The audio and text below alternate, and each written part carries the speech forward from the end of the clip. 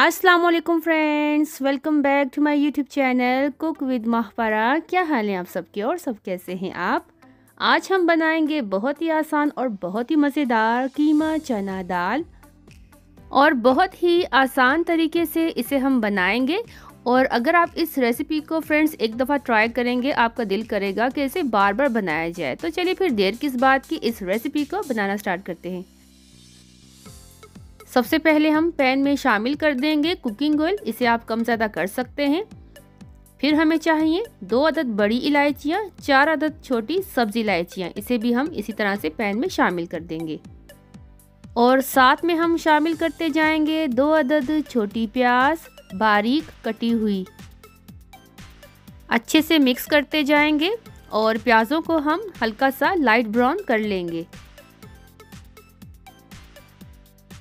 तो देखिए यहाँ पर प्याज़ों का जो कलर वो चेंज होना शुरू हो गया है, हल्के से ब्राउन हो गए हैं। और बस अब हमने इसमें शामिल कर देना है कीमा। मैं यहाँ पे लैम के कीमे का इस्तेमाल करूँगी, अगर आप चाहें मटन या फिर बीफ के कीमे का इस्तेमाल कर सकते हैं।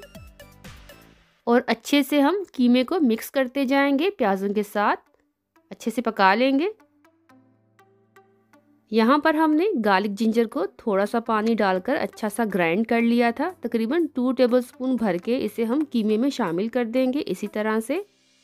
और बस फिर हम इसकी कर देंगे अच्छी सी मिक्सिंग कीमे के साथ, और अच्छी सी भुनाई करते जाएंगे कीमे के साथ। हाफ टी स्पून हल्दी का पाउडर ये हम इसमें शामिल कर देंगे। हाफ टी स्पून शामिल कर देंगे देगी लाल मिर्च पाउडर, और हाफ टी स्पून हमने इसमें शामिल कर देनी है रेड चिली पाउडर, आप कम ज़्यादा कर सकते हैं। नमक शामिल कर देंगे हम इसमें हस्बे जायका। और फिर हम इन तमाम मसालों को कीमे के साथ अच्छे से कर लेंगे मिक्सिंग करते जाएंगे। 1 से 2 मिनट के लिए कीमे के साथ भुनाई करते जाएंगे। मसालों को आप अपने टेस्ट के हिसाब से कम ज़्यादा कर सकते हैं। और मसालों के साथ कीमे को भूनते हुए तकरीबन 1 से 2 मिनट हो गए हैं। अब हमें चाहिए होंगे टमाटर, तकरीबन 4 अदद छोटे साइज़ के, और जिसे हमने इस तरह से छोटे छोटे पीसेस में कट कर लिया है, इसे हम कीमे में शामिल कर देंगे।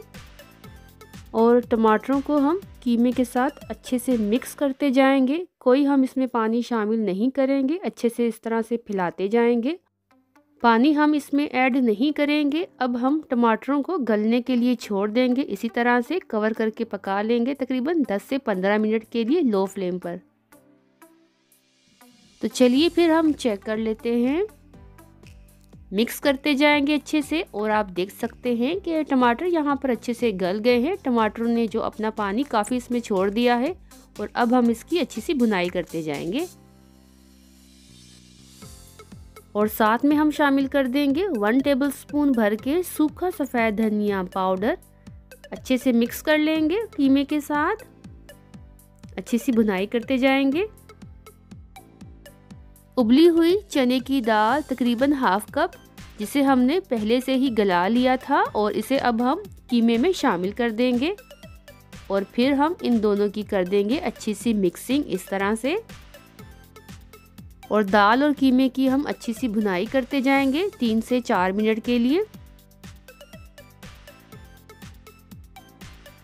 ड्राई सूखी मेथी 1 टेबलस्पून भर के, इसे भी हम शामिल कर देंगे। अच्छे से मिक्स करते जाएंगे।